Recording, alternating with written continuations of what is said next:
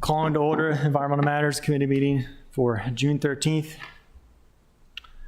And for the record, all the members are present. And is there a motion to approve the agenda as introduced? Move approval of the agenda. Second. All those in favor, please say aye. Aye. Motion carries. All right. And for business and miscellaneous, is there a motion to approve the minutes from May 9th? So moved. Second. All those in favor, please say aye. Aye. Motion carries. We're going to switch up the order with privilege of the chair to start with ID 10624, tree canopy goal discussion. I'd like to invite forward Mr. Adams with planning and zoning. And for the committee's sake and for the public's summary, just to say that I invited Mr. Adams because in the budget we approved Monday, we did approve a new funding mechanism for the urban forestry program. And we also funded the first year expense as outlined by Mr. Adams as far as what he'll need to fund the tree canopy goal. And so the big question now for us is what year do we want to recommend as a committee for our new tree canopy goal? Because as Mr. Adams pointed out, I think our last meeting or a couple meetings ago, that we are unable to make the 2035 target date because the trees just simply won't grow fast enough. He was recommending, I believe, 2050. We had talked to him about, we were thinking 2045, but the more we got into it, we wanted to get some additional numbers and calculations for him as far as a scenario and what exactly it would cost to achieve those goals. And so Mr. Adams worked up a spreadsheet that I used in the budget proposal for funding. So what I did email out to everybody, and I don't know if Mr. Adams has a new one, is a spreadsheet that shows a couple of different scenarios, 2045, 2050, and then 2060, as far as how much it would cost to ramp up and more or less the annual costs for tree planting, tree maintenance, staff costs. And so that's where I want to start today, is to figure out, well, what do we think we want to recommend for the comp plan for tree canopy goal? So with that opener, Mr. Adams, the floor is yours. Sure. Brian Adams, Planning and Zoning. I did send you an updated spreadsheet probably half an hour ago.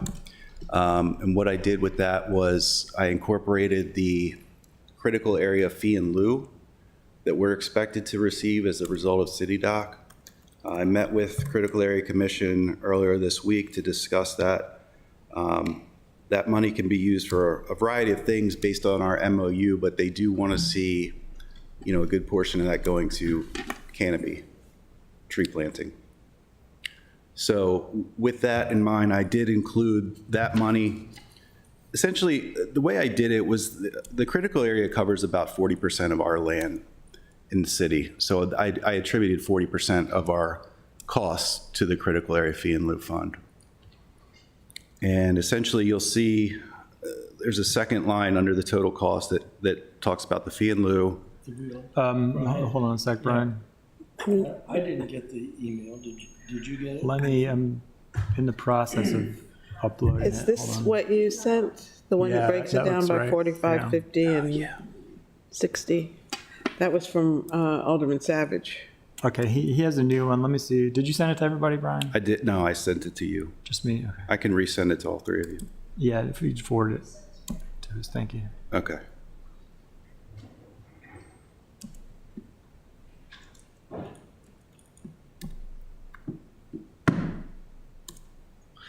And while you're doing that, you said, so I know we're going to get, and how much money are we going to get from, well, I know it's all to be determined, but estimated for critical area fee in lieu as part of the City Dock project? According to the buffer management plan, it looks like about 1.8 million. 1.8 million. Is that shown anywhere in the chart? In mine, Oh, the one you're sending us now? the total is not, No, I didn't put the total in. I took a percentage of the cost each year and then took that from that fund. And you said, You know, because we don't have it yet, I mean, I don't see why we wouldn't get it, but obviously, we don't actually have that money right now. But we should be getting it before we issue permits. yeah, okay, well, it's still an estimate, but it's not going to impact next year's funding, that's already approved. But back up a little bit, so you said critical area, you spoke to them and you said they're okay with us spending that money anywhere in the city for tree planting, not just critical area? Correct. That 100 for 100% of the money? Yeah, well, there's a number of projects that money can be used for, you know, which includes stormwater management, living shorelines, conservation easement acquirement, surveying. So there's a number of different types of projects, but they do want to see the majority of it going towards tree planting. And I told them that was really our intent, was to put most of it into planting programs. Okay, so is that's going in its own separate, that's a separate dedicated fund? Because typically that, again, is reserved for only critical area plantings, but they're giving us a little more flexibility, it sounds like. Okay, well, that's good. So, and what were your assumptions on that related to the new spreadsheet? Yeah, so what I did was because our land area is approximately 40%, Need a fold, not a flip. about 40% critical area, each year I took 40% of the total cost and pulled that from that critical area fund, which may not be the way we want to do it in the end, but I just wanted to work that money into these numbers. Well, this, yeah, more or less this will work. I guess in a future version, you might as well just, since the FY25 funds are already allocated, you should really move that 142,000 Okay. over to the other columns, because it's, Now, that money, since it's based on a fee, do we have to wait until that accrues before that money can be spent? the new money that we just approved? Just No, because it's already budgeted, so it's anticipated. Okay. Yeah. So, yeah. Madam Chairman, may I ask, I'm looking at the numbers for 27, I mean, even 26. Are we going to be, I mean, the funds, the numbers are considerably higher. This year Yes. it's 142. Yes. In 27, it's 624, $624,000. How are we going to be assured that that money's going to be there? This is one of my reasons for pushing the target out. If you look at the way the funding breaks down, it gets considerably more expensive the sooner you want this target to be met. So what you, in the later years, you know, we have about 6 years till 2030, and then if 2050 is our goal, that gives us 20 years of growth. If 2060 is our goal, which would be ideal, we'd have 30 years of growth. So as we continue to plant trees, the maintenance costs are going up each year. The number of staff needed to plant this many trees each year goes up. And then the cost of planting will actually go up as we are needing to convert impervious to tree planting, like along streets and sidewalks, because we're going to start using up a lot of the available space that's open for tree planting right now. And so I see the costs going up the further we get into this, you know. So how realistic is this? I think 2060 is the most realistic. Because what that does is it ramps up planting over the next 6 years and then sets a reasonable goal of about 1,000 a year over a 15-year time period. If you look at the numbers of trees that need to be planted in the other two scenarios, I'm not sure that it's feasible. So it's 25 years to meet the 2050 target. So as comparison, to make sure we're all on the same page, I'm kind of going to leave out the first series of rows, which is 2045, because I think that's just probably too much money. But the 50% by 2050, and then the 50% by 2060. So the comparison, and also just for the public's sake, if you look at the out year, well, we look at the beginning, it starts, we approved, it should be 355,000 for FY25, and then it ramps up 429,000 in FY26, eventually getting up to 2.6 and 2.8 million in FY29 and 30. So that's for 50% by 2050. So that's how much we would have to spend annually to meet our tree canopy goal. But also, I want to understand some of your assumptions a little better, because we talked about ramping up. Obviously, we need to do a lot of the plantings up front to have the trees be able to grow in time to meet the tree canopy target. I'll share. So that's built into this. Presumably, there would be some amount of ramp down for the cost. Yes. I know that's kind of looking further out, but do you have any of those assumptions? Because there would be some capacity in here, I think, to spread out some of the costs. For example, that fee in lieu money, we might be able to a certain degree, I don't know if there's a time we have to spend that by, but we could use that to help spread out and lessen some of the costs during the peak years if we decided to go with something like the 2050. Yeah, I mean, it's certainly the cost when you get to 2030, that would not continue into to later years, because we'd be meeting that target for the number of trees we needed to plant, and then they would be that for that next 20 years, that would be the growth. Now, we'd have to continue planting trees every year, but not at that level. Yeah. We're always going to be replacing trees that die. We're going to need to plant trees to make up for loss for, various reasons. But it wouldn't be that high of a number. So is that the peak, like the 20? Yeah. Or FY30 is kind of the peak? It is, because, it would take us, I think it takes us that many years to build up the capacity to plant that, that number of trees. Okay. And that's why I think when I know we didn't discuss 2060 in the past, but as I was creating the spreadsheet and started looking at that scenario, that ultimately keeps the funding under $1 million at the most. And, Every year. spreads the ramp up planting over a 16-year period. Yeah, so that's one of the things, I guess, if the committee has questions about, well, before we get into which scenario, can you go into a little more about your assumptions as far as the planting budget? Because I think you mentioned you worked into that, not only an estimate to plant trees, but in later years on here, so FY 28, 29, 30, potentially, you included costs to remove impervious surface.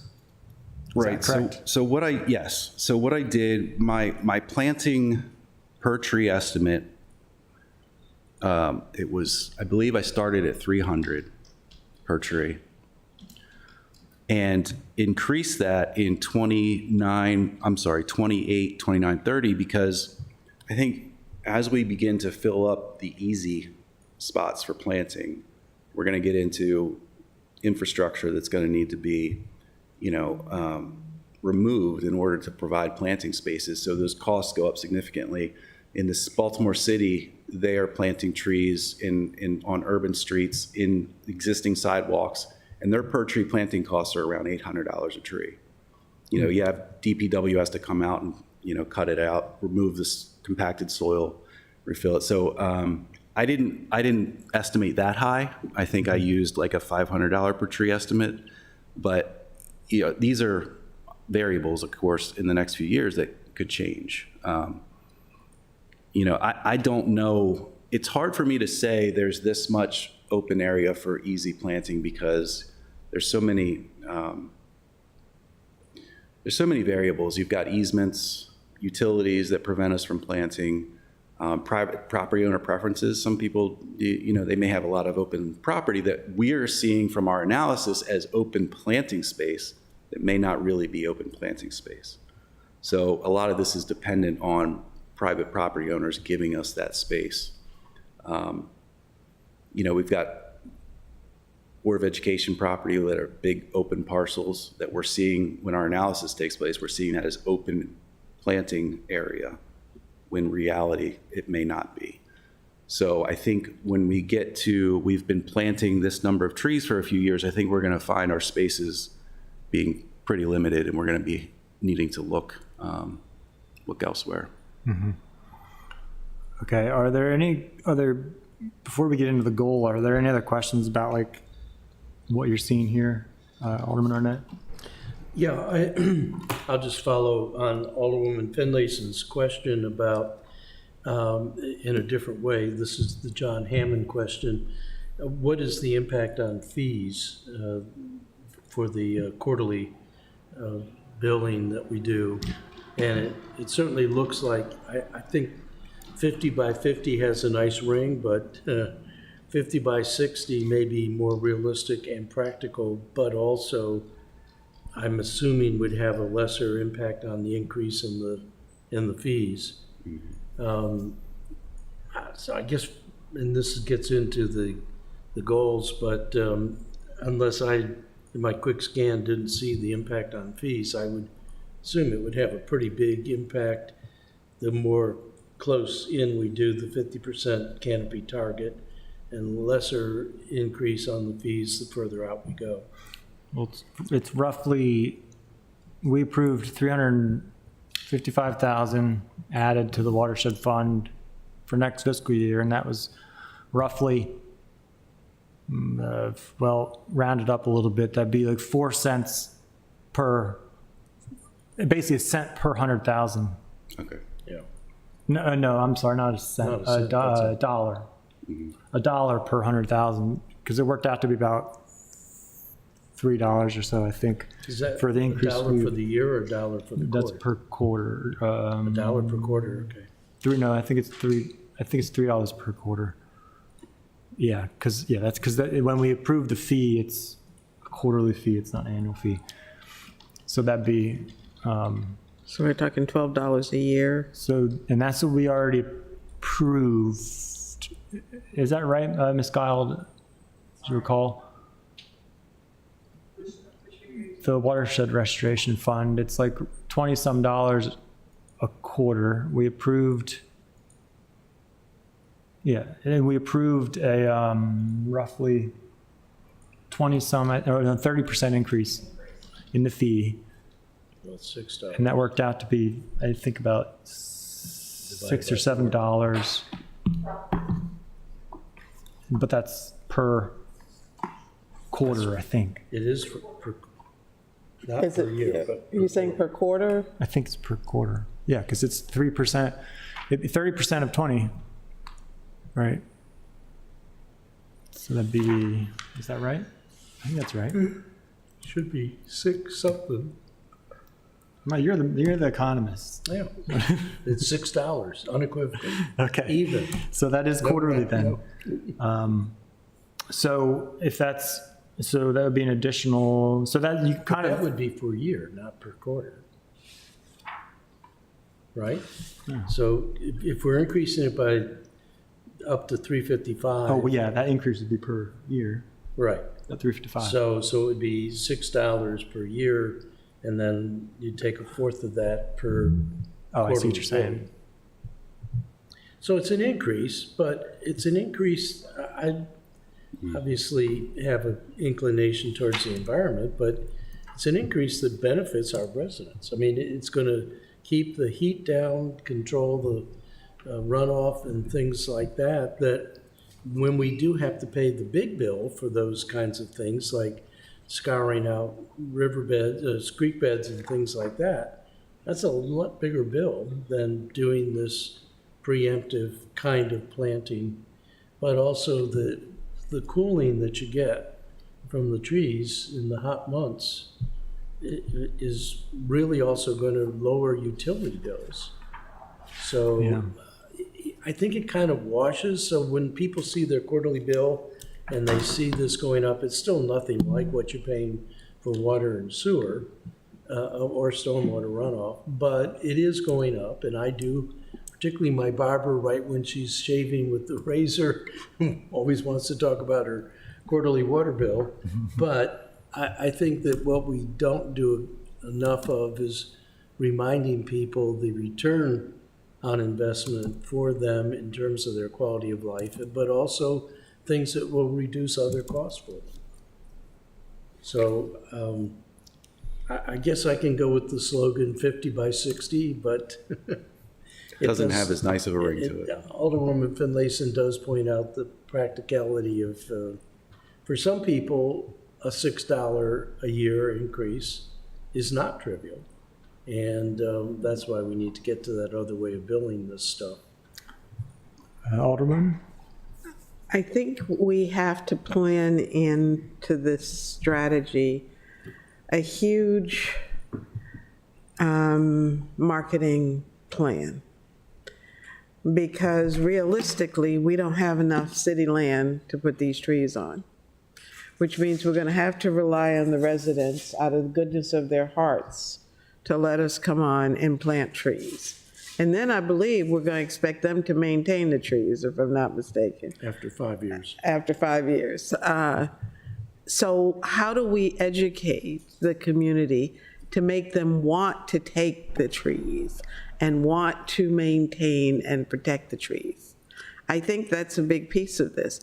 We can put all the money into it, even if we don't have it, and we can come up with the greatest plans, but if we don't have a place to put these trees, and we don't have a community who's welcoming of these trees, we're not going to get anywhere. We're going to be sitting here, well, we won't be here, but somebody will be sitting here 20 years from now trying to figure out how to get more trees planted. So I think, I'm not sure where it would fit into the budget here, one of these items, or, but there needs to be a marketing plan to convince the community of the value of trees. Absolutely. 100% agree with you. And that would absolutely have to be part of this. It's going to be a huge component because, as you said, the city doesn't own the land that we need to make up this canopy with.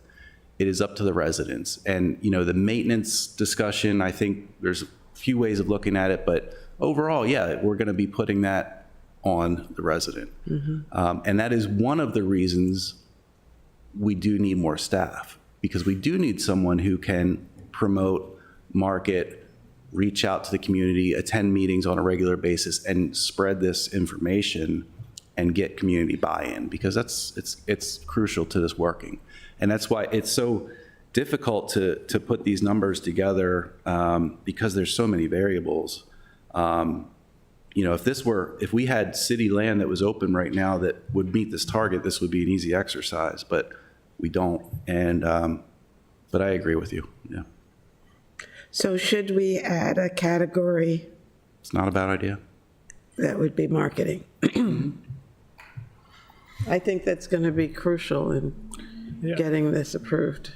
I do think it's important cost. I think some of it, it's not a huge cost as far as putting together the material. So I think these numbers are all rough estimates. I don't know if I see other, as far as software, is that annual software costs for what exactly? Yeah, so there's a couple things. So one, and I wanted to mention this, all this is predicated on our 2017 data, and we are in the process of acquiring new data, and I'm hoping to have that within the next month. It's been approved, we've got the PO, and we're so in the process of getting that delivered. So these numbers could be impacted by that, good or bad, depending on our current percentage. So the yearly costs are, yes, maintaining that canopy data software, and then also what I want to do is a new tree inventory that also includes locating and identifying potential street tree planting sites in that inventory. So we've got a robust set of, here's places we can go after and start targeting street tree plantings. So I wanted to include those two things in all this. And it will help us manage, we're going to need some sort of a work order management type system to manage this, because this is a lot of money, and additional staff. So we're going to need some sort of back office programs to manage. The other thing, so think of it, this is now a part of our watershed restoration fund. How we treat our other utilities is we have third-party, Stantec, I think, typically put together a report, and nothing, I think this is a really good estimate. Thank you so much for putting it together. But I do think we may need to think about another approach. Idea would be talking to Stantec to say, look, we've incorporated this as a part of our program. Here's the recommended goal. We want you to take a harder look at this in your next report, include it in their analysis. Because you're one guy who has a lot of other responsibilities. Maybe we do, and you could obviously would work with them to put this together, but maybe we want to think about asking them to incorporate that into their analysis. Because I think a lot of this is hard for us to, I think this generally gives us a good idea of what direction we may want to go. But I think we also need to keep in mind this isn't necessarily going to be written in stone as far as if we pick, personally, I'm leaning more towards the 2050 because I like the ring of 50 by 2050. And I think for the comprehensive plans purposes, it does, I think part of it should be aspirational. It is guidance, but I do think we are already talking about pushing our current tree canopy goal is 2035. We're already talking about pushing it out 15 years to 2050. 2060 would be 25 years away from that. I'd kind of be inclined to say, and again, this is not going to be set in stone, but maybe my thoughts trying to aim for 2050, get a better understanding of the actual financial requirements with Stantec. And if we need to, we can come back and even amend the comp plan because that has to be done anyway every few years. But I'd hate to set the goal too far out and then find out, oh, actually we can do it sooner than that. Because I do think there are I think we also have money, in some cases we may want to provide people financial incentives to plant on their properties. In other cases, we may have development projects where we can get an easy addition, afforestation. There may be ways and including things like the critical area fee in lieu, we can use that to help offset some of the costs. Also, on that point, we approved budget amendments to restructure our watershed, our stormwater fee. They're going to adopt the work towards the equivalent residential unit ERU model, which is based purely on impervious surface. So I think we may be able to get actually more funding through that in a more equitable manner. So that's also something we won't know though until next year. So anyway, those are my kind of personal thoughts. I don't know what the committee, Alderwoman Finlayson. I'd like to be clear about my interest in marketing. Okay. I'm not talking about creating a brochure. That's not marketing. I'm talking about an all-out campaign that may include TV ads saying, be a friend of a tree, or something. We need a professional marketing firm who will sell this concept to people. Yeah. Dropping brochures or, that's not going to cut it. So if it's sincerely an interest, then we're going to have to put some effort into helping the community recognize the value and make them want to come forward. We have a group of people who are helping now get the vines off of the trees. So we have a core group, but that needs to be expanded 100 times. And I understand what you're saying about the 2050 and how that sounds, but I'm looking at the numbers. How realistic is that, really? Are we going to plant 5,000 trees by 2015? I'm willing to bet we're not. So do we want to be realistic with this, or do we not? So I say go with 2060. Alderman Arnett. The advantage, and thank you for the scenarios, the advantage of seeing the scenarios brings us to that question of practicality and also reality in terms of what it will do to fees. And so it's not just a marketing problem to get people to want to plant trees. It's a marketing issue of wanting them to pay the increased fees, so they go hand in hand.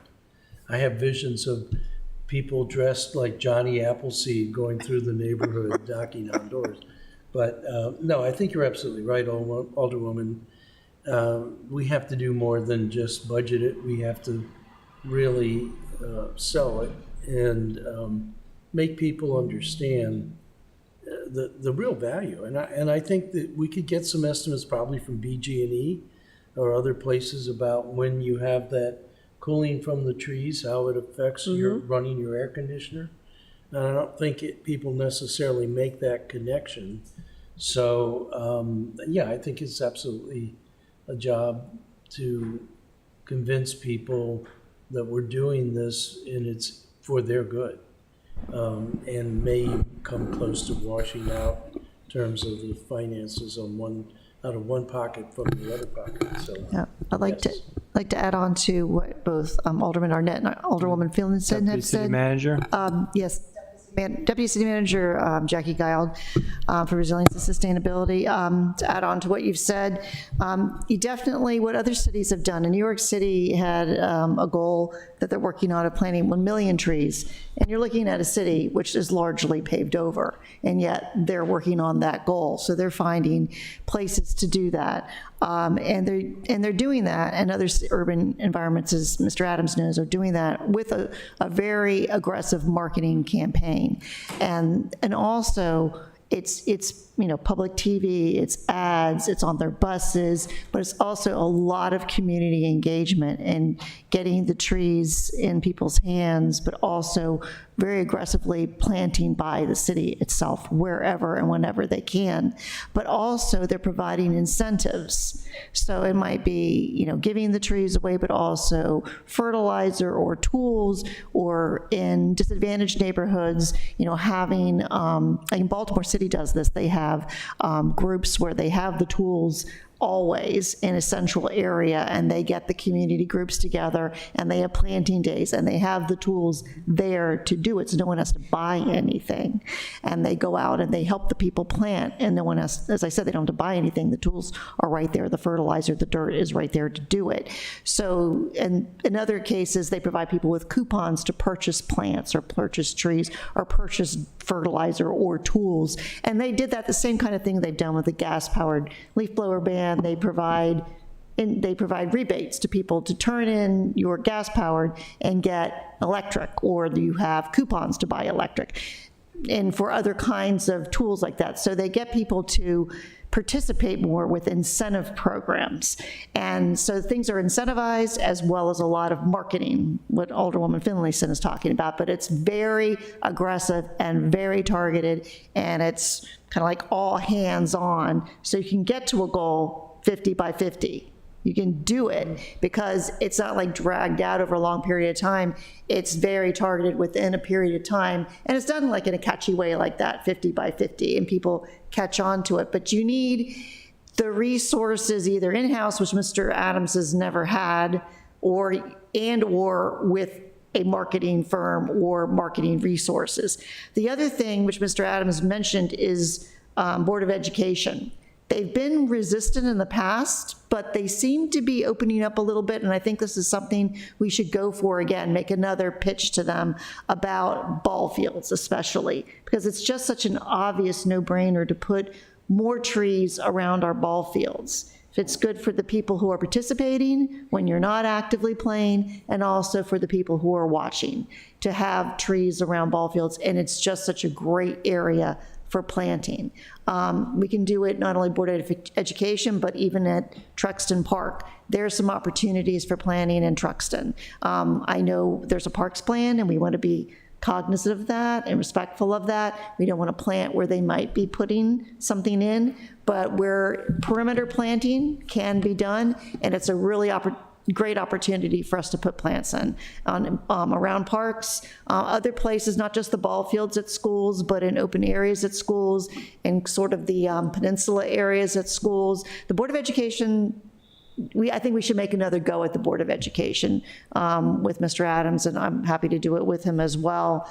And with a new employee I'm about to bring on to fill the position that it's open right now. And then also, we've talked a lot about traffic calming, narrowing some of our streets to make them pedestrian friendly and put in more sidewalks and bikeways, but by narrowing them, traffic calming at the same time. And when you add trees to those areas, you also bring down the speed of vehicles. So that's another opportunity to put trees in. We've also have all these plans to put in bikeways throughout some of our neighborhoods, another opportunity to put in trees. And it's not just about traffic calming and about shade, which does bring down ambient temperatures, but also it's carbon sequestration.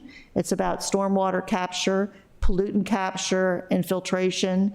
It goes around and around, and it comes back to aesthetics, bringing down crime on the streets, because you get people outside watching your neighborhoods. When you have shade, you have children outside playing, parents watching them, and so you have people outside watching your neighborhood. So there's so many benefits to neighborhoods, quality of life. It brings up real estate values, especially in disadvantaged neighborhoods and more low-income neighborhoods. You see real estate values improve more markedly in those neighborhoods, even more so than in more upper-income neighborhoods when you add trees.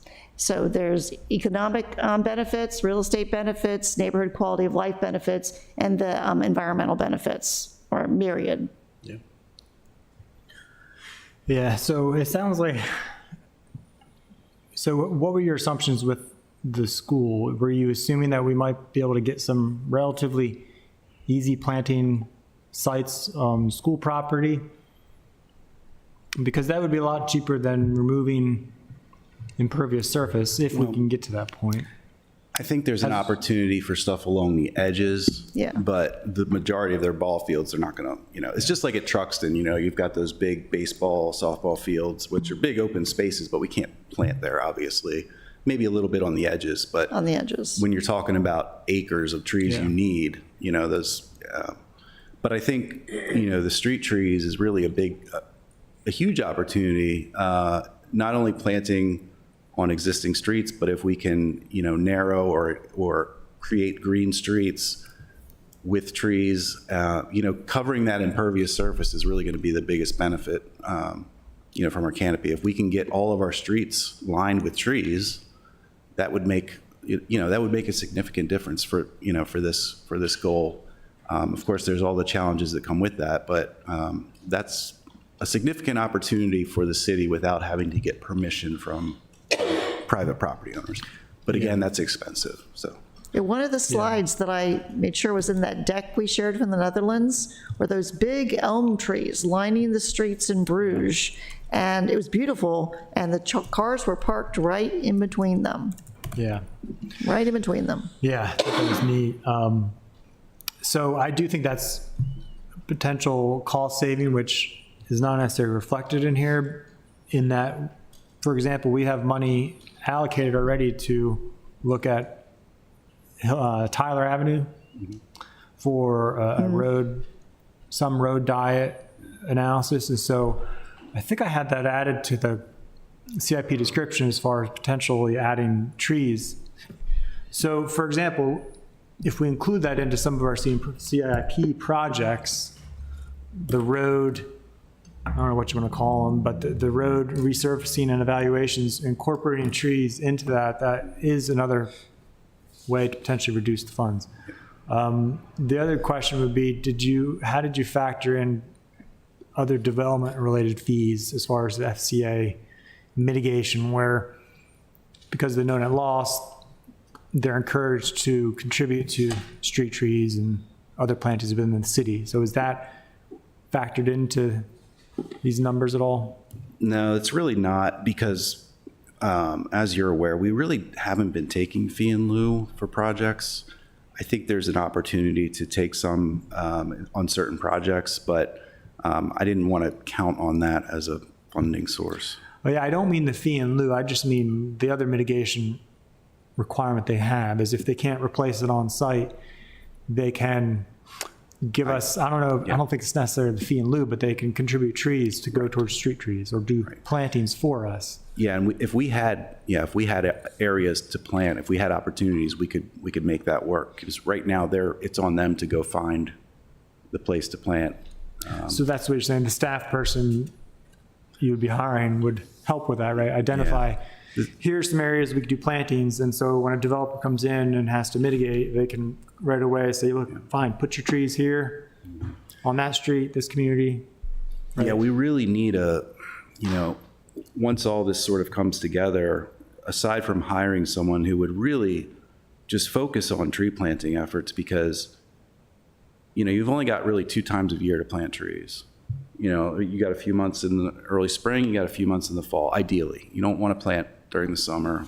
Winter, if it's ground's frozen, you can't plant. So, you've got a number of ideal months in the year to plant, and you've got a lot of organization, education behind those plantings. So we really need someone to focus on that, but also we need an analysis done sort of the city and, where are those opportunities to plant?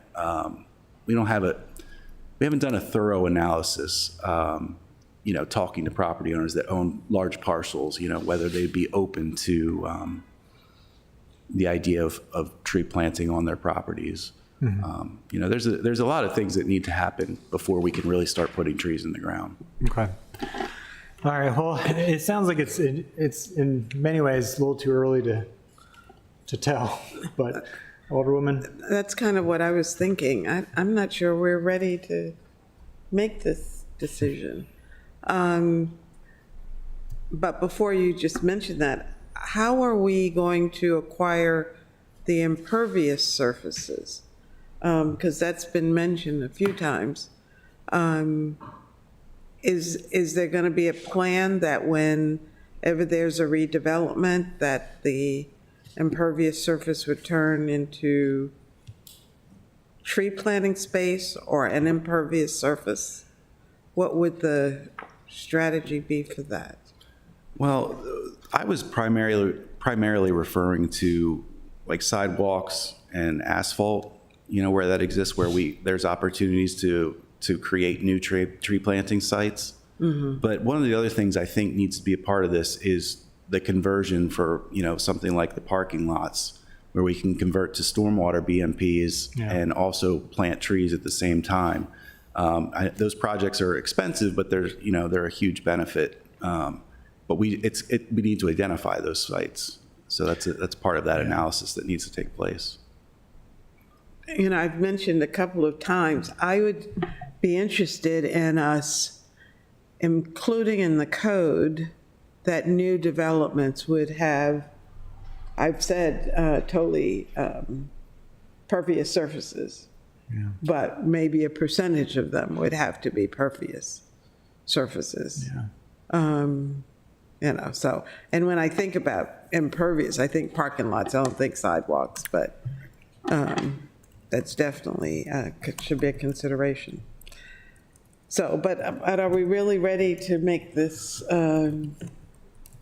determination? I'm not sure. Well, we're in a pickle because it'd be nice to have another year to get Stantec to analyze it further for us, but the pickle is we have to make a decision for the comp plan, and staff is poised to, I believe, go with 2050 in the current comp plan.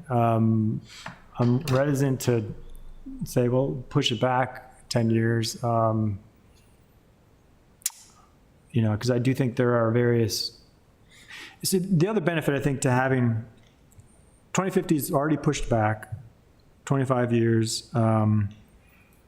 The other benefit is it would force us to try to get creative, right? And look at these other opportunities. Look at how we can partner more with developers, how we can talk to, for example, the giant shopping center. As we move to the new stormwater model, we can talk to the shopping center and say, hey, for example, we're going to escalate your fee unless you work with us on trying to put in stormwater management and trees. We could say, they have a glut of parking over there. we could use that as leverage to say, if you allow us to take out part of your parking lot and put in trees or stormwater management, that would be an easier way, I would think, potentially lower costs to, because they would also hopefully contribute to some of that effort.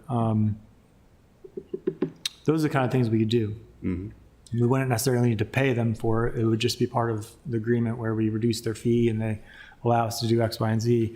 So I think in that sense, I like the calling it aggressive, even though it's pushed back a lot from the current. So I think I've made my case. Is there another sense from the rest of the committee? My sense is that the Alderwoman is correct. Right now, we don't have to do anything, the comp plan draft, unless we want to be proactively changing the comp plan. But I think this does arm us with a lot more information about the various scenarios. But I think the big new information here is we just can't do the comp plan. We just can't do the change in the fee. We are really going to have to be getting out there proactively, educating our constituents and our businesses about what needs to be done and how it can be done. Yeah. And that's outside of the comp plan. That's something that we need to work with the administration on. Okay. For the comp plan's sake, could we say 50 by between 50 and 60? I know that's kind of wishy-washy, but if we're gonna, be concerned about what the comp plan says, then how do we make it work? Yeah. The one thing I would say is I'd almost suggest to go to the 2060 so that if in 5 years we find that we were off on assumptions and it's not going to be as easy, or we're doing better than expected, to bring the goal closer would look a lot better than needing to push it out again. That's the only thing. Government does well with deadlines. We need deadlines to take action. And so I'd be inclined to, since there's uncertainty on the committee, I'd be inclined just to not take action. I mean, we could let staff take our comments and make a determination of your own for the comp plan, but I think the next steps as far as actions would be, I guess, sitting down with Ms. Guild and Public Works and figuring out what you want to get included in the Stantec.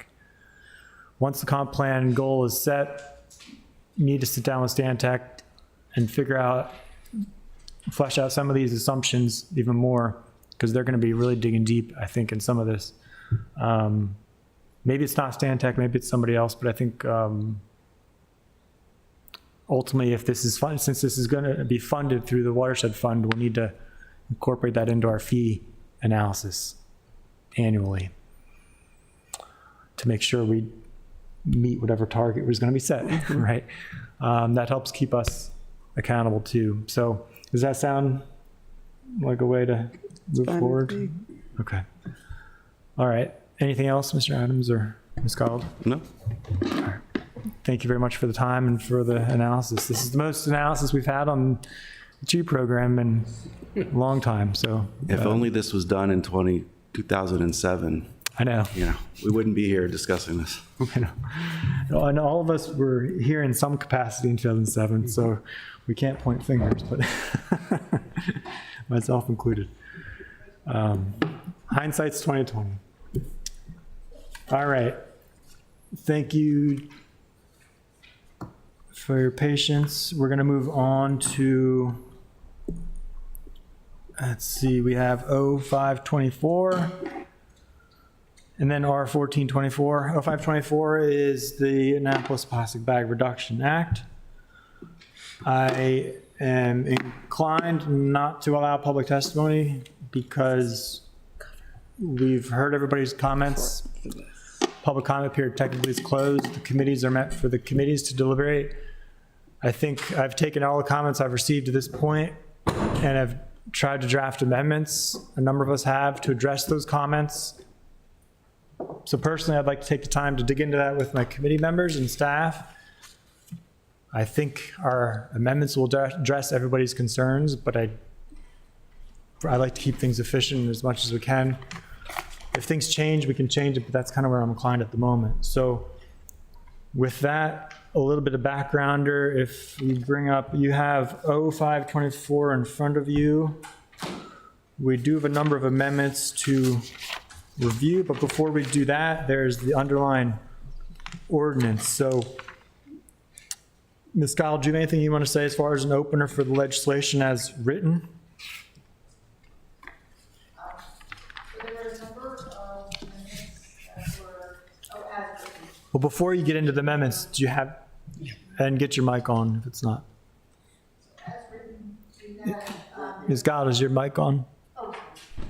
And don't skip the amendments for now, just the underlying ordinance. So there was the one point that I brought up earlier today about the may shall language about recycling. I mean, sorry, the reusable bags, recyclable bags, that it says right now that the retailer may provide a recyclable or reusable bag. Okay, well, before you get into the specifics of changes that might be needed, I want to get into the background of this. Okay.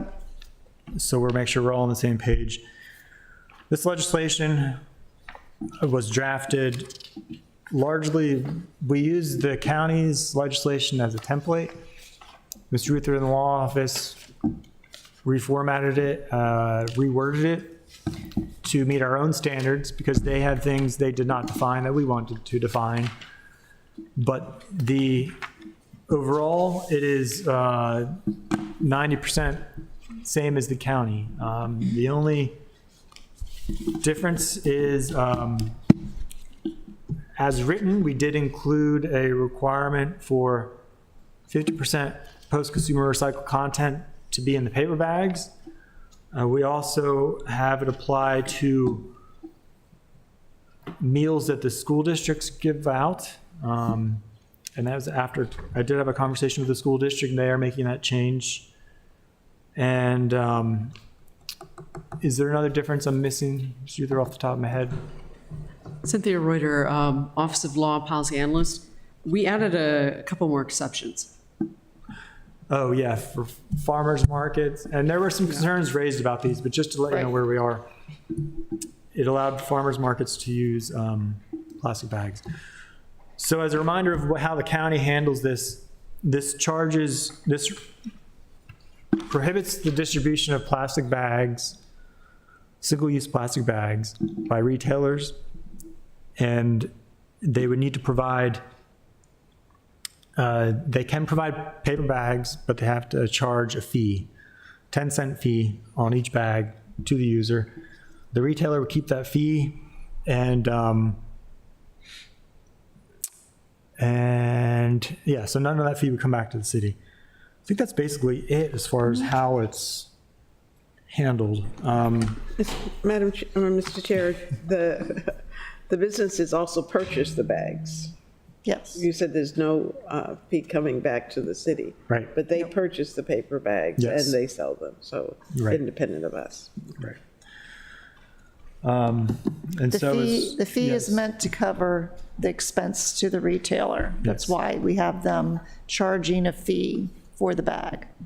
So that 10-cent fee is meant to cover the cost to them of having to purchase the paper bags.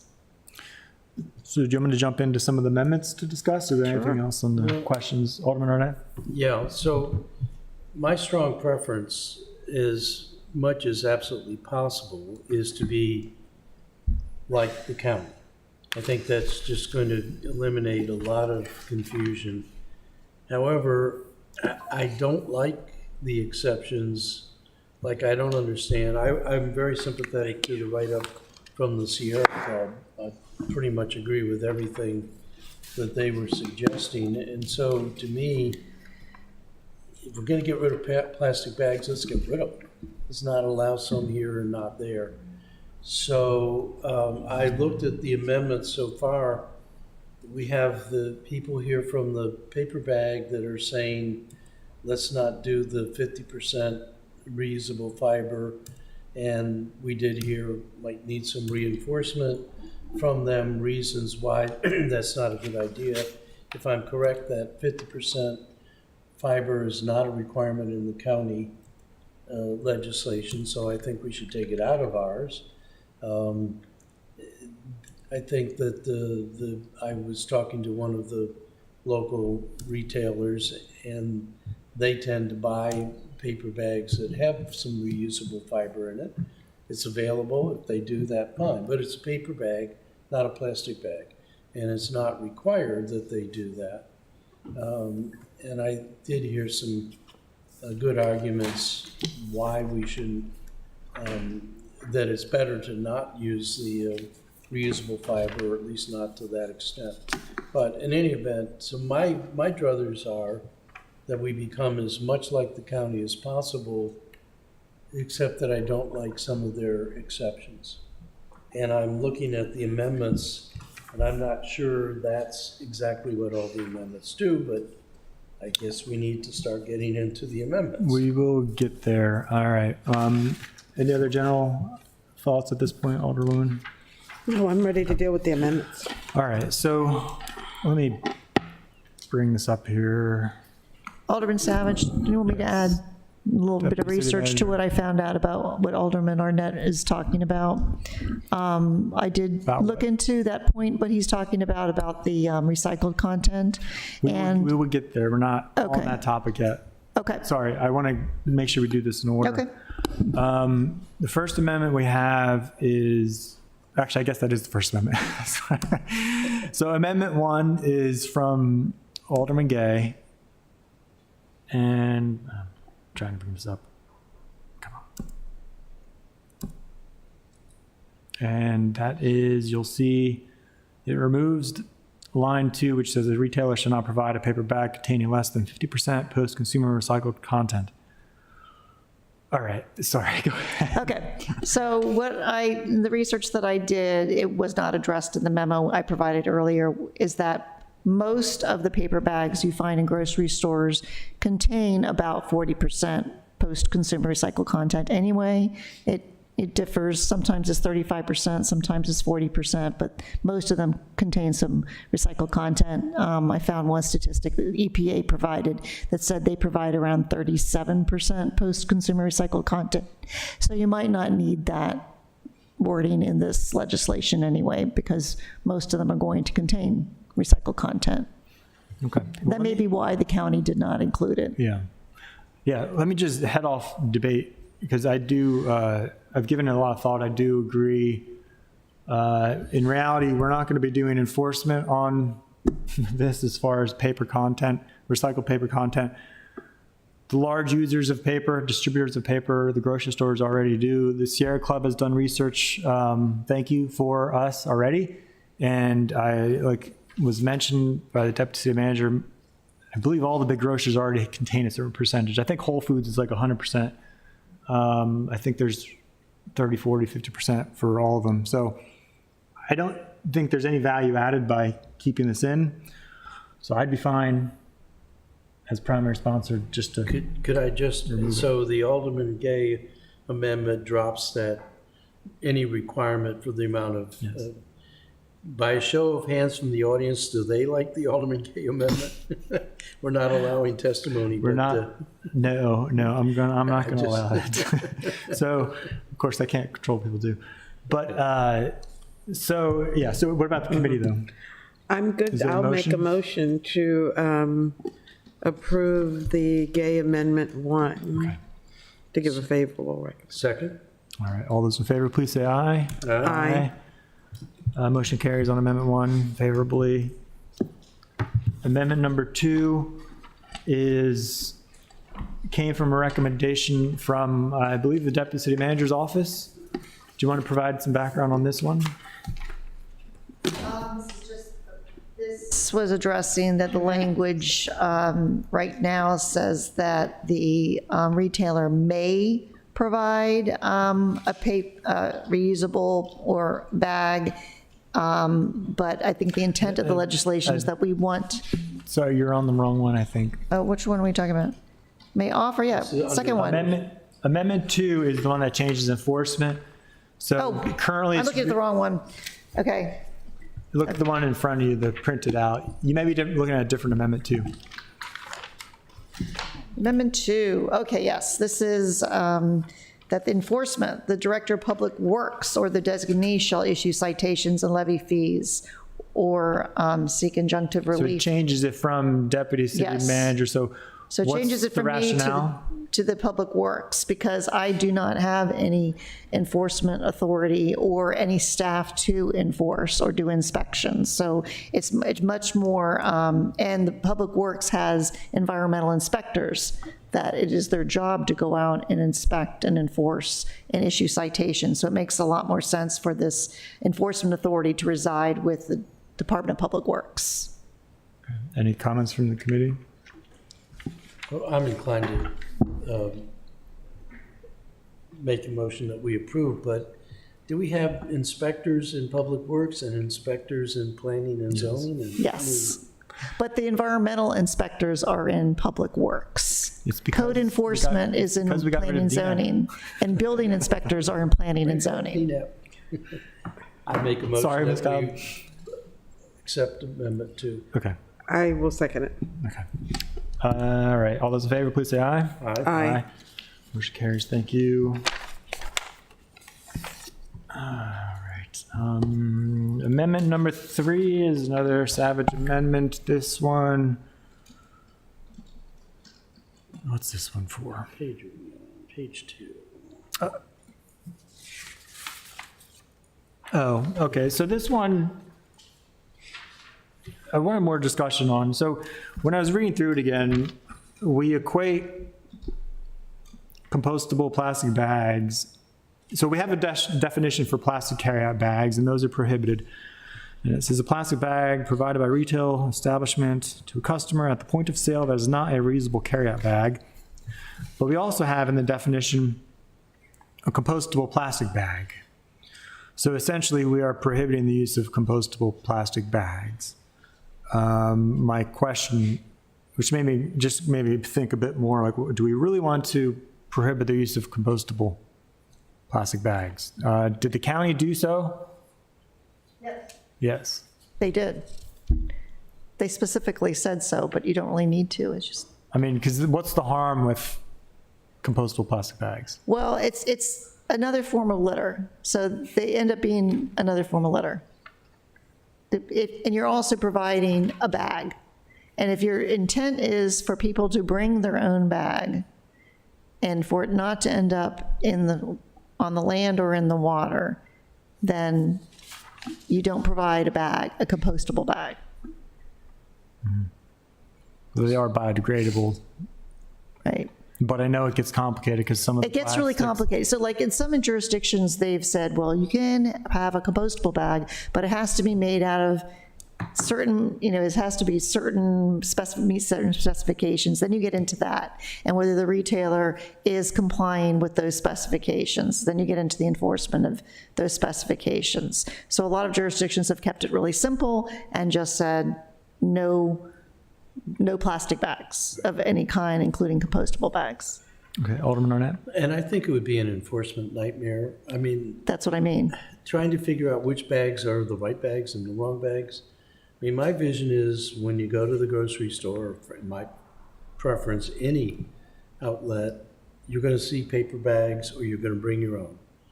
No plastic. Okay. Do you concur, Alderwoman? I think I do. I'm not sure I know what a compostable plastic bag looks like. Is it different? And I see a hand in the audience. I know. They're very Deputy similar. Manager. They look like a plastic bag. It's just, it's made out of a different material that would break down. And oftentimes it's a composite of plastic and a material that breaks down much more easily. So there's different kinds of compostable bags too. Yeah. Different levels. I understand the compostable part. Right. I thought our goal was to eliminate plastic bags, anything that is not going to be returned to the earth in a reasonable period of time. Right. And if it's a compostable bag, it sounds like to me it would meet our need. But I After- can understand the nightmare of somebody having to to monitor this. Right. And we did have an issue. I remember last time we tried to do this, we had the same debate. I can't remember what we ended up doing, but we had an issue because at the time there were compostable bags, which were simply plastic bags that were designed to break down into smaller microplastics. A true compostable bag would be made from biomaterial, from corn, something organic that will truly break down, but it's hard to verify that kind of information. So, if there's a Okay, I'm sense, good with it. What I'm is good with the EBT amendment. and WIC? Oh, that's exempt. well, I am concerned with some of the enforcement aspect. So in your view, Alderman, this. Well, I'm putting this forward your for amendment- discussion. I'm not necessarily. Yeah, but this amendment would say, if it isn't paper or a reusable bag, you can't use it. That's how I'm interpreting this amendment to read. So retail, we have something from the office, retail establishments can provide bags to customers if they're paper. Otherwise, customers need to carry it without anything or bring their own reusable bag. Right. But we have an opinion from the Office of Law. Yes. All right, so this amendment would just say any plastic bag is banned. And A, it says just plastic bag. B is a subcategory of A in actuality. And it appeared to me, that the reason why it was added is that somewhere retailers were saying, but wait, my plastic bag is recyclable, therefore it should not be included. If you take B out, all plastic bags will still be banned. Leaving B in means you just have a double check on it, Yeah. basically. So this amendment replaces both A and B and just puts a new 5 that doesn't have subcategories. No, It just says- the blue is how it will actually read in the final language without all the strikeouts and stuff, just to make it easier to read. Right. What's the recommendation from? So I would just follow what the county did. The county left the language in, said include, it said, made sure that people understood that when they read that, it's what Ms. Reuter's saying is compostable bags are also not allowed. It's a plastic bag is also including a compostable bag. So that's clear that someone says, well, what about compostable plastic bags? No, you can't use that either. It just makes it clear so that there's no debate about it. Okay. Does the committee want to hear, the audience is chomping at the bit. Do we want to give them 2 minutes? I say yes. I do, yes. Okay. Give you 2 minutes, please come to the mic. Before he said, but the other point was, it makes it, because we're within the county, and it just makes it very clear to all the businesses, we're operating within the county, that it's consistent for all the businesses, and Can he say? they all understand that they're all operating under the same rules, and all the same language applies to all of the businesses. There's no second guessing. Okay, now we're in the city, now we're in the county, which one applies? Okay. Please introduce yourself for the record. Bernie Robinson, Address. Group Chair, Anne Arundel, Sierra Club. Thank you. What would you like to offer on this topic? Could you repeat your address, please? 8113 Woodbine Court, Glen Burnie, Maryland, 21061. And what would you like to contribute? So I would second her comments, thank you, well presented. And to clarify, it's easy to look up, the compostable bags only are compostable under commercial composting controlled environments. And unless it actually goes through that process and is guaranteed to get there, if it's thrown in the creek, the waterway, along the playground or the park, or the parking lot, it's going to stay there. It won't break down readily. It has to be under controlled commercial special heat, that sort of thing, and pressure. If it goes into the landfill, it won't compost. Thank you. Thank you, sir. Appreciate that. Any questions? For the, I make a motion, we recommend favorably for Amendment 2. Second. no, I'm sorry. Is it Amendment 3? No, 3 would, I'm sorry, Amendment 3. if you agree with what the gentleman and Ms. Giles said you want to vote this down. So I'm not going to, what I'm basically going to do is withdraw this, not introduce, so we don't have to take action on it. This is Amendment 3 that you're withdrawing? Yes. I am so confused now. This, because as currently that's written, true. it prohibits the use of compostable plastic bags, as I currently want to written. prohibit. I thought that's what we Yes, so want. you want to vote this down because this would allow it. Okay, but I don't like the way the ordinance reads right now, because B does allow compostable, right? No, it puts it, because it prohibits plastic carryout bags. What we do is define that under the same category, we add that compostable plastic bags are essentially also defined as under the definition of plastic carryout bags. So they would all be prohibited because they'd all be considered, is that correct, Ms. That's Reuter? not how I read Yeah. this. Well, A says, a plastic bag provided by a retail, this is what a plastic bag is defined. B defines a compostable plastic bag. it's defined, this is what's being These are the defined. definitions, right? Plastic bag means A Right. and B. All right. So then where do we prohibit plastic bags? That, Mr. Reuter, you want to help me Their out here? prohibition is in B, section B. Section, Right. Right couldn't- now, you're Section in B, definitions. B as in You're in page A, 2, definitions. Line 21. It's at line 22. It says retail establishment shall not provide a plastic carryout bag okay, except as provided in C3. all right. Going down to C3 is the exceptions, which we can address in a minute. Okay, so B means no paper bag, no plastic bags. We've taken out now with Amendment 1, the requirement of the 50% post-consumer recycled content, so Yes. just do paper bags. So B says no plastic bags. Is there anywhere where we say do paper bags? Yes. That would be C. That says charge for bags. B. It would be what'd you say? Or C C1A. where? They may offer customers paper bags. Well, but it says paper or reusable carryout. And that's what we need to change, right? To a shell, Ms. Guild? Yes.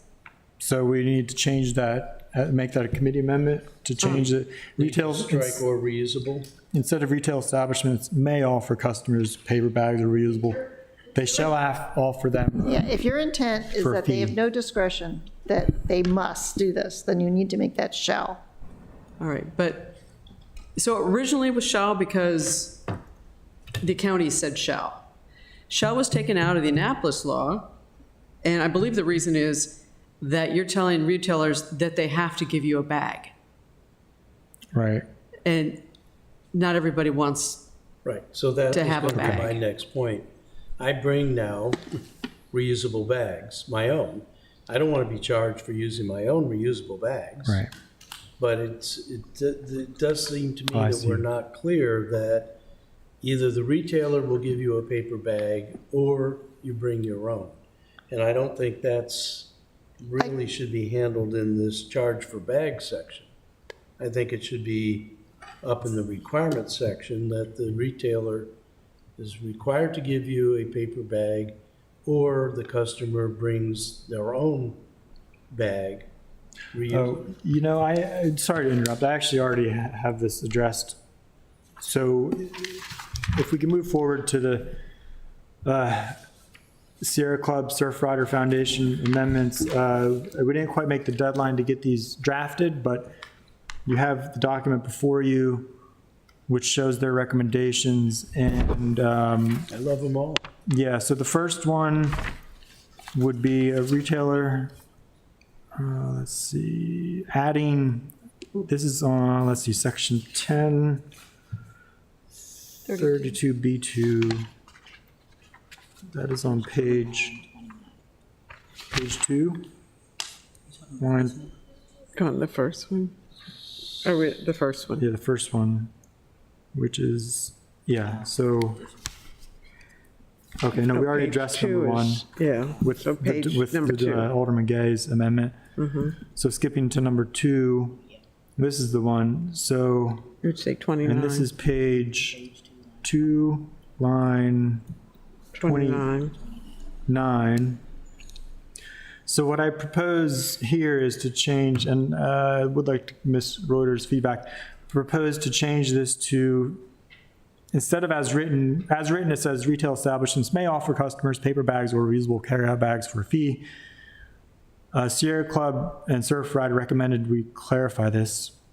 My clarification proposal would be to change it to fee. If retail establishments offer paper bags or reusable carryout bags, they must charge a fee.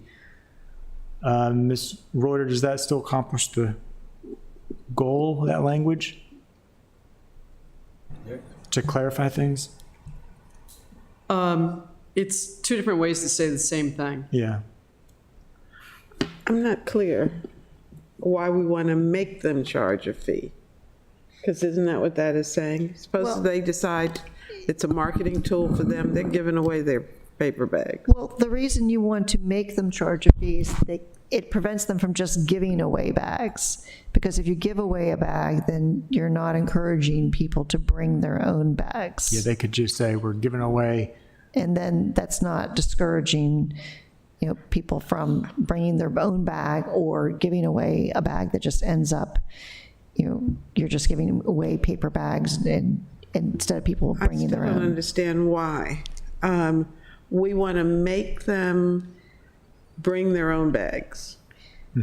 If a business, if Kohl's decides or Trader Joe's decides to give everybody a bag when they shop at their store, we're going to say, no, you don't, you have to charge. Well, what do you mean by bag? A paper bag or a reusable bag.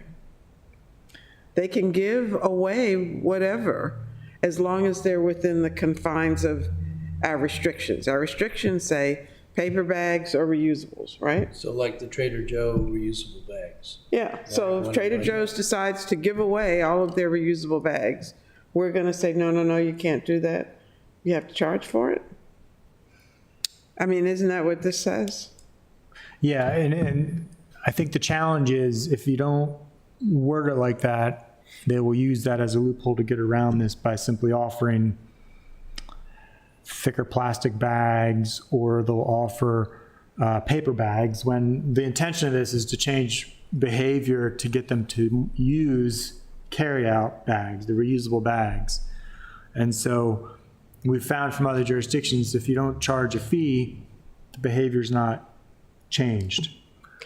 Well, I think that's, I'm not going to say what I really think it is. Well, that's what the county is doing. Yeah, but I'm not going to support that we're going to force them to charge. If they want to pay and give out the bags, with the intent, with the same purpose, we hope that they're going to come back to Trader Joe's and get another, or bring back their old reusable bag. But I still don't understand why you think that if you charge them, their behavior is going to, Right. I don't understand. No, we know- Gay is we know it making does, Live commentary. Oh, is As it? and he's saying that there are a lot of people that can't afford to buy reusable bags. That's so why if we they got were the to- budget amendment for low-income residents. Sierra Club Well, I'm has, telling you what Alderman Gay is Sierra- commenting on. I understand, but that's the entire rationale for getting that money allocated in the budget for lower-income residents. We know for a fact, I mean, Sierra Club's done the research in other jurisdictions who've done this, that the best way to change behavior is to charge a fee. Otherwise, they're going to keep using paper bags with no incentive whatsoever to you have reusable bags. Even currently, most places like Giant, Whole Foods will offer you, 5 cents back if you bring your own bag.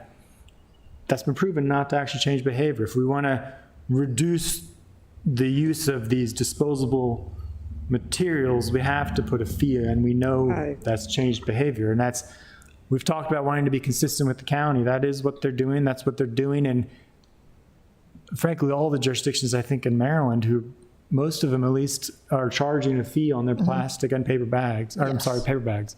Yes.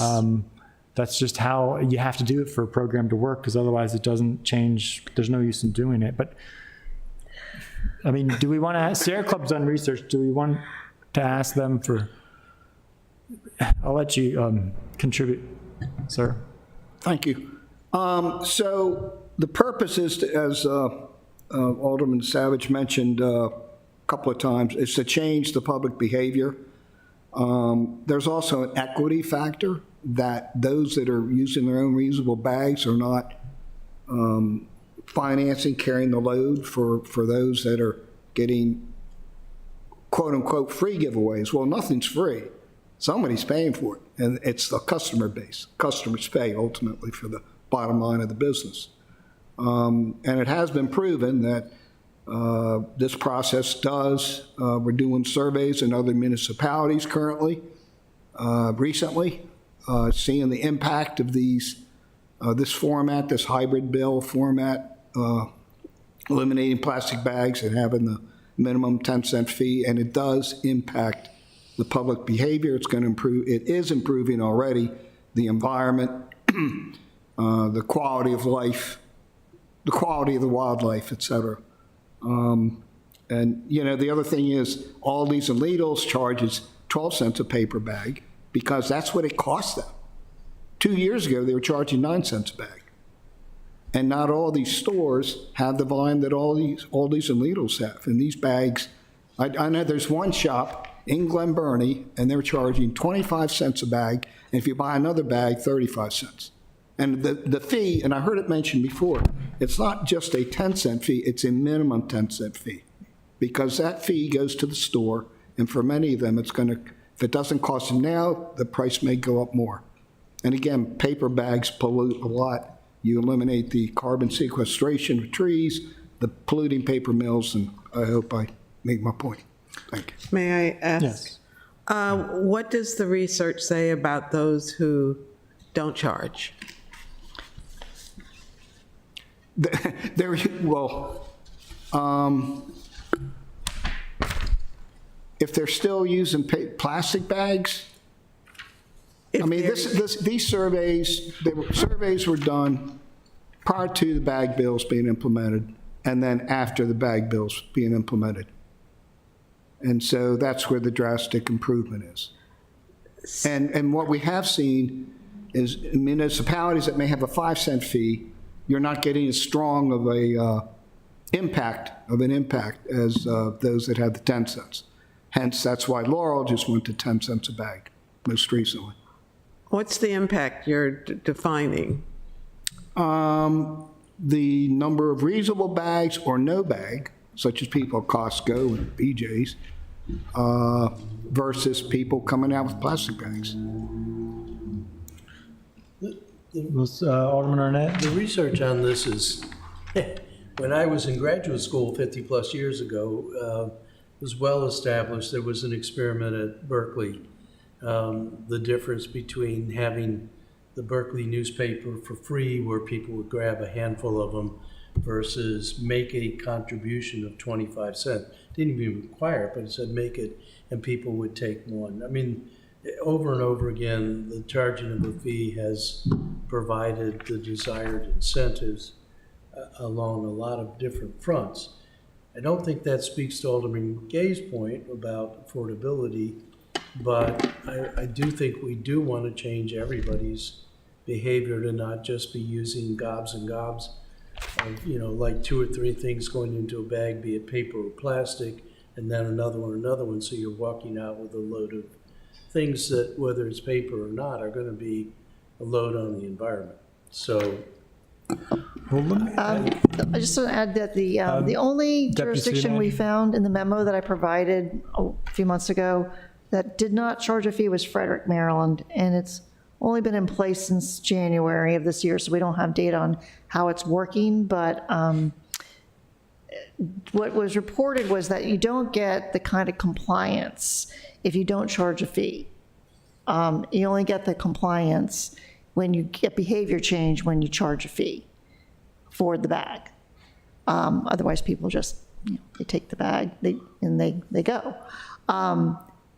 You start to see a real reduction in litter when you're charging a fee for the bags. People don't want to pay for the bag, and therefore they start to remember to bring their bags after a while.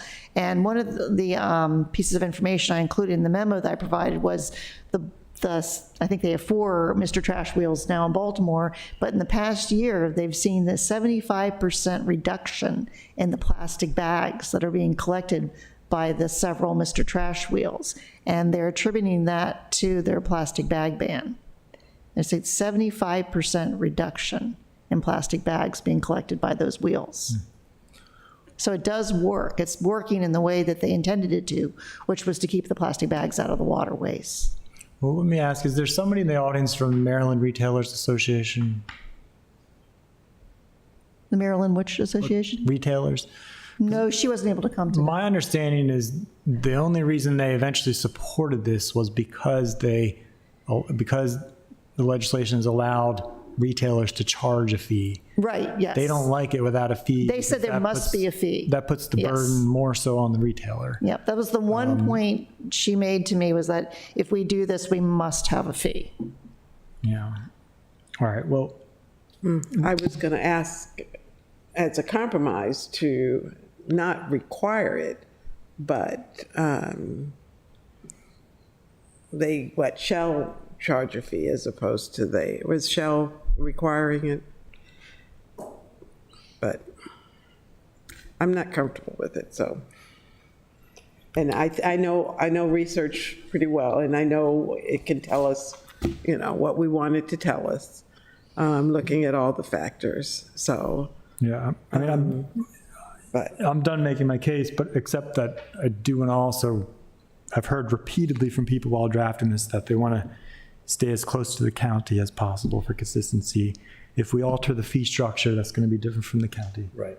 So I don't want to do that, but I guess I have to say that I'm uncomfortable about 2 different things here. One, it really makes me uncomfortable when we have people make the effort to come here to speak and we don't let them speak. But more importantly, I'm not sure we still have this crafted the way. I agree with the educational aspect. I do think we should charge a fee.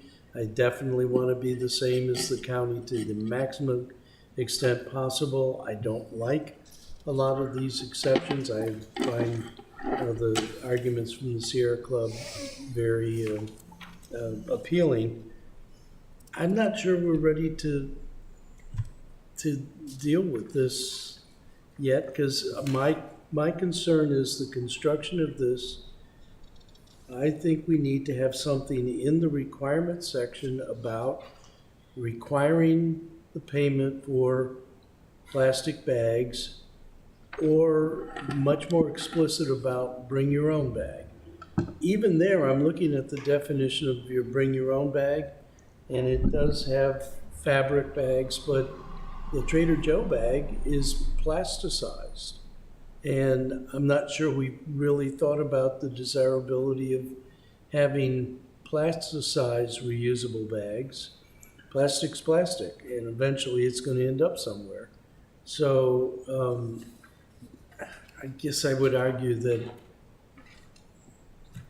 I'd like to have more time to think about the information which I just saw handed out today from Sierra Club, and but I think go back and think about the actual construction of the legislation in terms of the requirements section. well, that also, that wording comes from the county, because they specifically worded it that way, because they've had some jurisdictions in Maryland that have gotten around prohibitions by offering a thicker plastic bag with stitched plastic handles. And so we had to have that specific language in there to prevent that.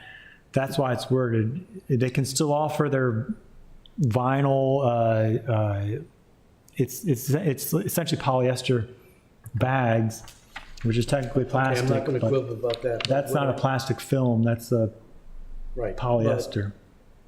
But under the requirements section, it seems to me that's where we say they're required to charge for plastic bags. I don't duties, I'm not sure I understand what the meaning of subsection C, duties, is. That's where we start talking about the actual fee itself, but it seems to me that in the requirement section, that's where we should require that if they're providing paper bags, they must charge for them, or honor the customer's desire to bring their own reusable bag.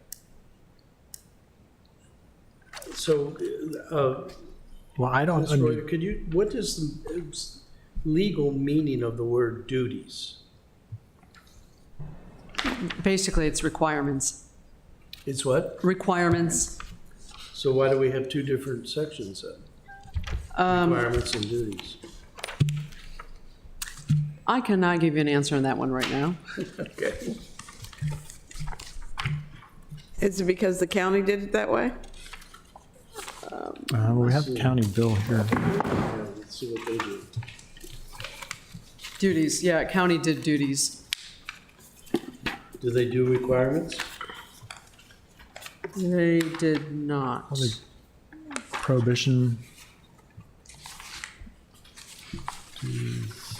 Again, we're doing our own as opposed to just adopting the county because there were certain things that we also wanted to do, but I'm not Well, sure. it also just wasn't worded well, the counties. It wasn't clear how it was written, frankly, as far as which exceptions apply where. They did not properly define a lot of the establishments. We actually went and defined restaurants, mobile food service vendors, all these things. We could not just do a quick one-for-one swap. No, I agree. I'm also looking at the Right. county's outdoor dining, and that's not well written either. so. Yeah, so the county also put restrictions into definitions rather than under restriction, the body of the ordinance. And also, the county took a negative. The important paragraph in the counties is the prohibition against plastic bag. Now, Alderman Arnett, with your suggestion for requiring payment or bring your own, that's putting it in, you're adding the negative, positive with the negative in the requirements. So I understand where you're coming from on that one. Yeah, and I think the change behaviors is the ultimate goal for the environment.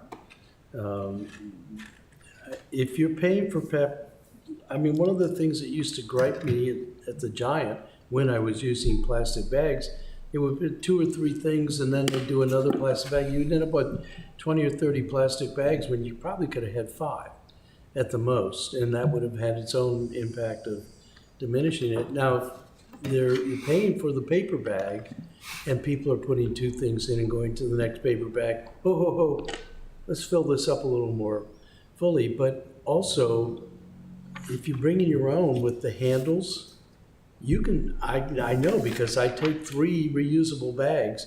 They're heavy as the devil, but I'm filling those reusable bags up. It's because I just don't want to carry as many bags, can't carry as many bags. So I think that this overall change behavior aspect, which I think applies across all users, I understand affordability, but changing behaviors is one of the desired outcomes.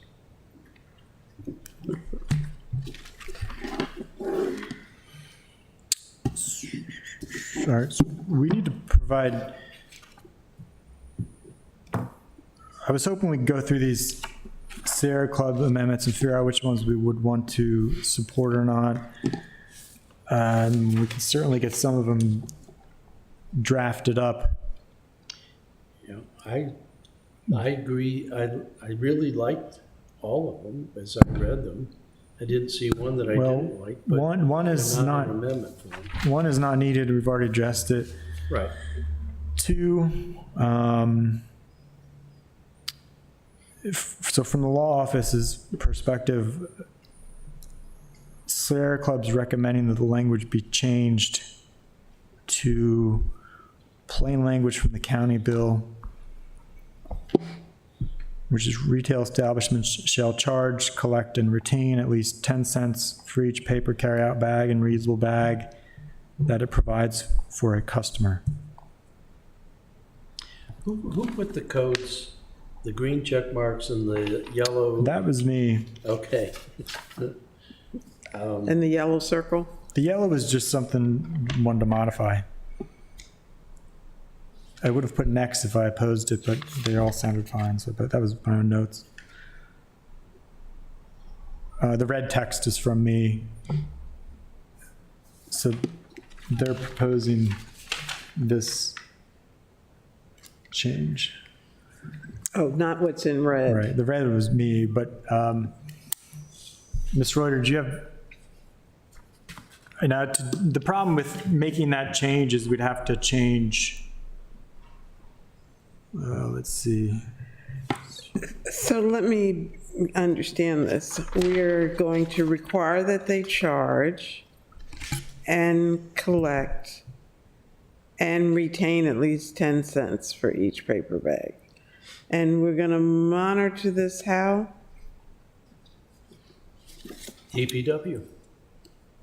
Yeah, I mean, so Ms. Guile provided some information in the staff report regarding enforcement.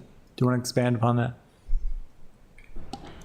So the Department of Public Works has 2 environmental inspectors, and they would be the staff that would be tasked with enforcement. So they would perform the inspections to make sure that the reporting was being, well, the reports were supposed to come in to the city of the bags that were being used and the fees that are being collected. That's part of this ordinance. And then they can do inspections as well. We'll compare how that's being done in the county, because what you talked about in there was that it's basically going to be like we did with the phone ban, a complaint-based Right, inspection. It's not Right. like a regular proactive right. inspection So process. what we get, Aren't we passing this on to DPW for to inspect? yes, yes. But largely with the phone ban, they also, well, we have code enforcement handles in planning and zoning handles the phone ban. But we get complaints, and then we do inspections, and of the complaint, largely at the beginning with the phone ban, we would call the restaurant and tell them, we have this new ordinance, we've been reported that you're not in compliance. We give them a warning essentially in the beginning, because we did do the marketing, the communication pieces, we sent out ahead of the ban, and then right before it went into effect again, we sent out the information that it was going into effect. So we did do warnings in the beginning for the first 6 months, and then citations. So we would probably do the same sort of thing. If there would be a warning and then a citation. I'm sorry. So we're passing this on to DPW. Yes, because we have environmental They inspectors. have no foreknowledge about, this is just a responsibility we're giving them. I would prefer, know. I would like for them to be here, part of this discussion. Well, it's a question, the city manager recommended this change, so have you had a Yeah. conversation with? Yeah, we've Public not Works? had that conversation with them that I am aware of. We have not? That I am aware of, no. I don't know if Alderman Savage has had that conversation with them. No, but I mean, if it's a complaint-based effort, I presume that's a very minimal time contribution, because how many complaints have we had about the phone ban We've had that you've about, actually investigated? how many years has it been now? 3 years? There's probably had 4 Yeah, so complaints, that's- and none in the last year. Once businesses were aware of the requirements, it was mostly Spanish-speaking restaurants that were non-compliant in the beginning. That is why I gave them warnings in the beginning.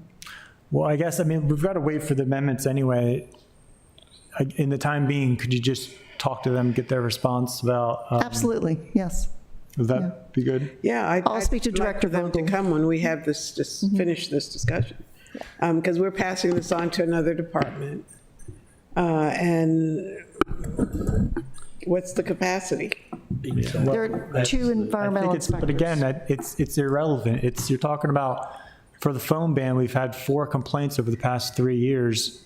The amount of time for them to go out to a store issue a warning, because that's what she said, that's just, that takes literally probably less than half an hour to do Yeah, once a phone call. year. That's really not anything worth, I frankly. think we're making assumptions. I'd like for us to hear from the department.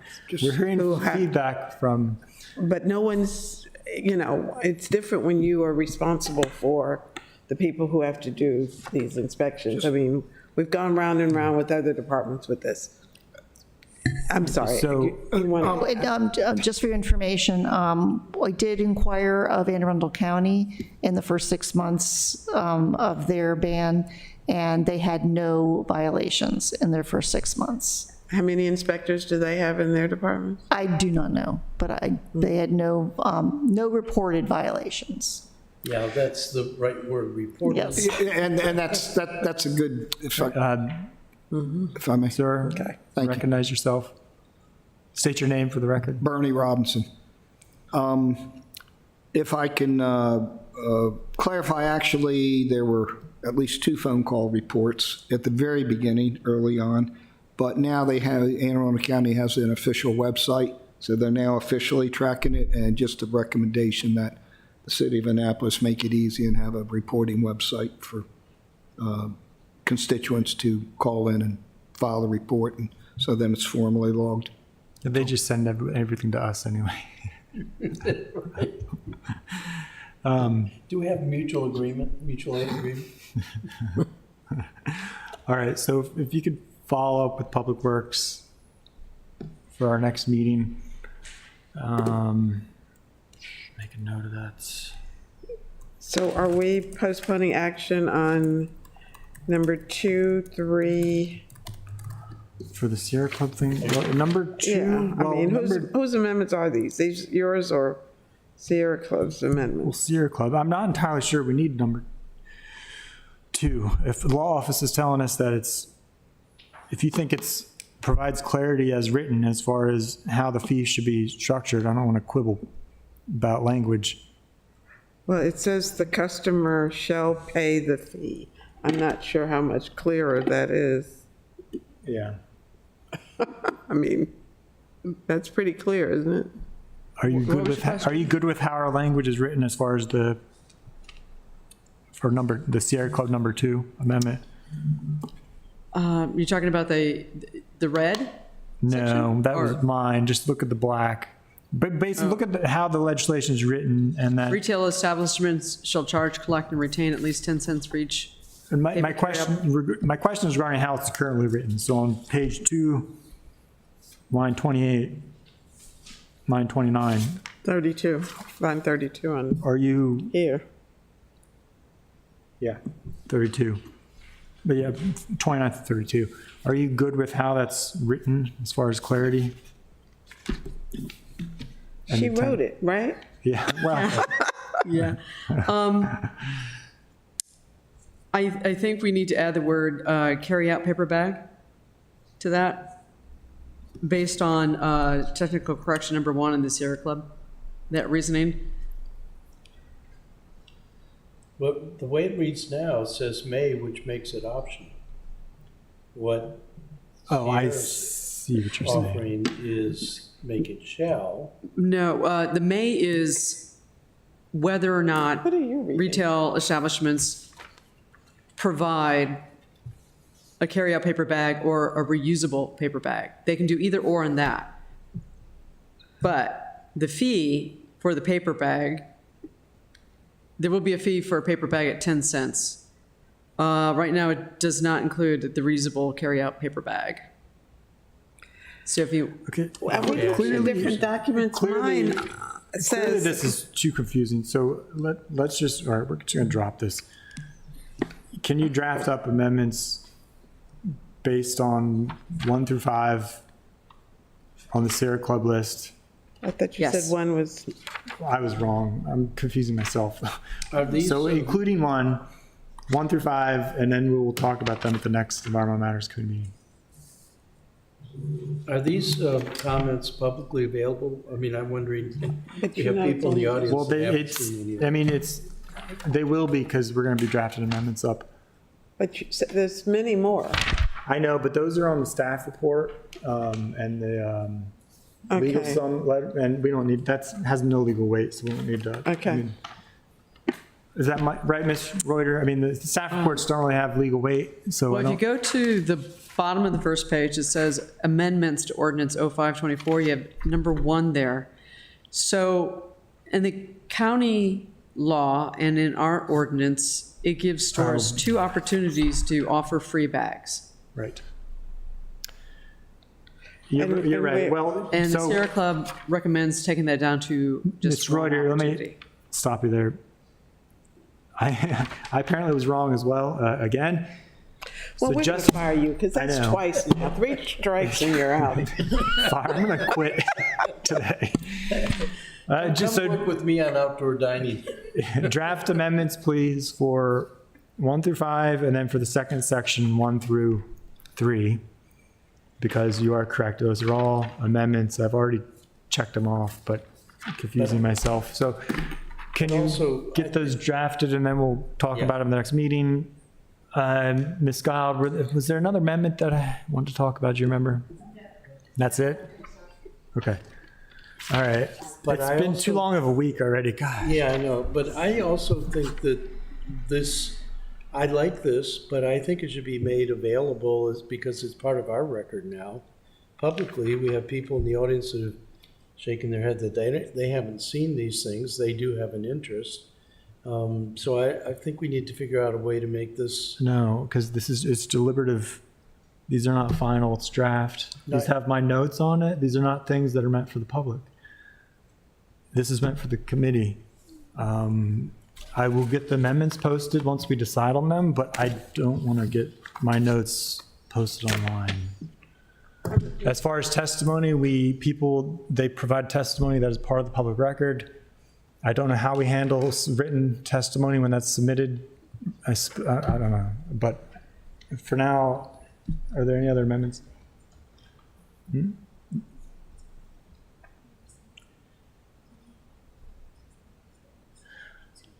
Okay, if somebody wants their public testimony as a part of the record, they can submit it to staff and we can get it posted.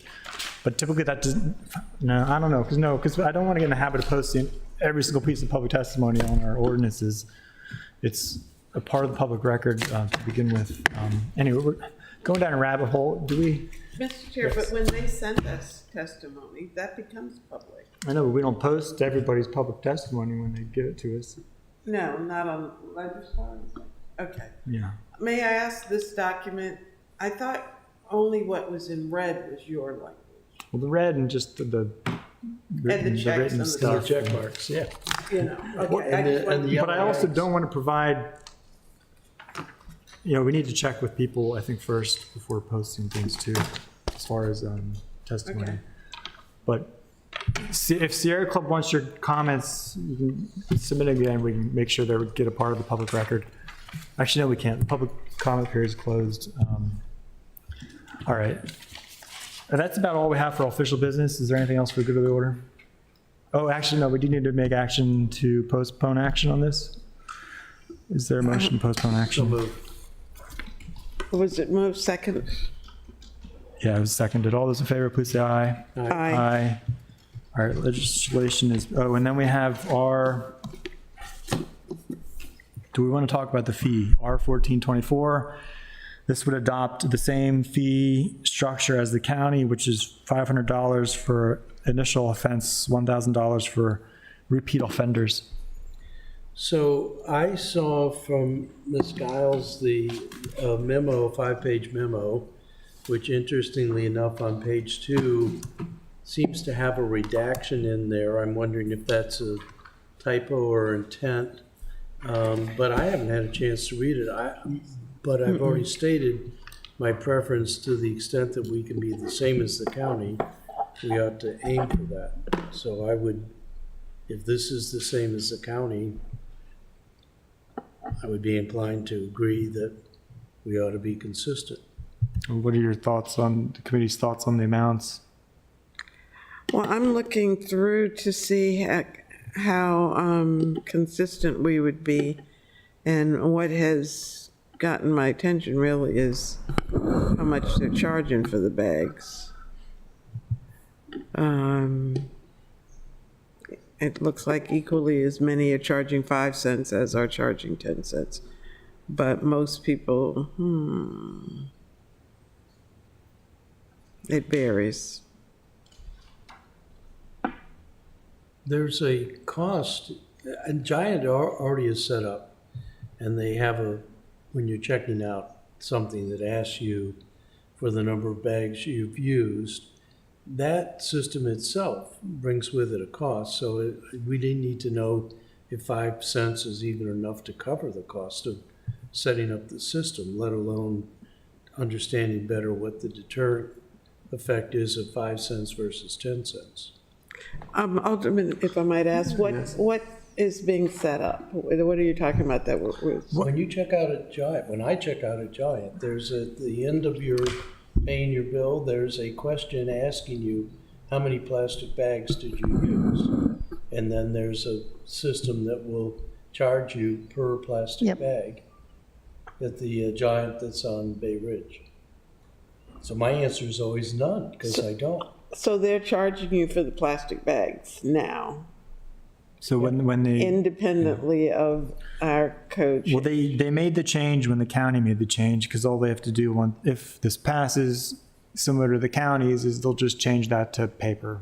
So they'll ask you how many paper bags you use, and you put it in. Because I think the Giant and Riva ask you how many Yeah, paper bags you use. but that is, it's not germane to this resolution. This resolution is simply the fines. Fines, yeah. So do you want a motion to? It's we can get consistent, one piece of business done? yes. To your comment about the difference, the 5 cents to the Deputy 10 City cents, some of the 5-cent fees are associated with legislation that was passed earlier, such as in 2020, 21, 2022, and you'll see that the 10-cent fees are legislation that was passed in 2023 or 2024, and some of those earlier jurisdictions just haven't changed to 10 cents. I think some of the costs have gone up in manufacturer bags. Yeah. And so 10 cents is more in line with cost of manufacture.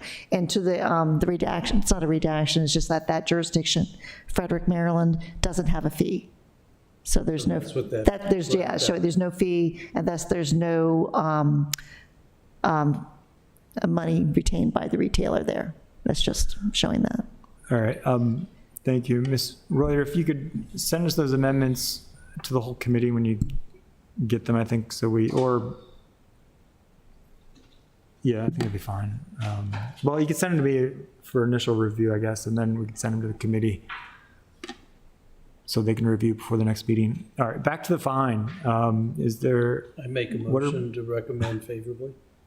I'll second it. all right, all those in favor, please say aye. Aye.